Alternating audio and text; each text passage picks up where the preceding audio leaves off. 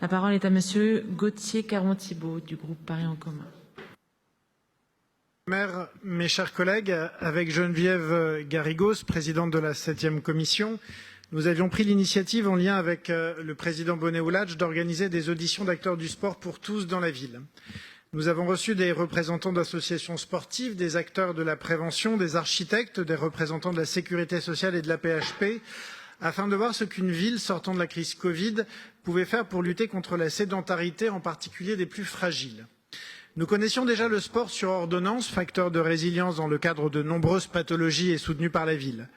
La crise Covid a attiré notre attention sur le rôle que remplit l'activité physique pour les plus fragiles, ces personnes qui ne sont pas malades mais qui sont simplement âgées ou handicapées. Corrigeons-nous de suite, tous les âgés, toutes les personnes handicapées ne sont pas fragiles et n'ont pas besoin d'une attention particulière pour l'accès à l'activité physique. C'est bien la raison pour laquelle le vœu que nous avons déposé vise à développer l'activité physique adaptée pour celles et ceux qui sont loin des 10 000 pas par jour ou de l'utilisation des agrès installés dans l'espace public, pour celles et ceux sur qui un discours médical sur les bienfaits du sport n'a pas d'impact, pour celles et ceux qui sont loin du sport et des images que le marketing veut bien lui faire véhiculer. Car l'activité physique adaptée vise simplement à réapprendre à bouger en prenant en compte les possibilités de chacun. Appuyons-nous sur ces promoteurs pour la favoriser.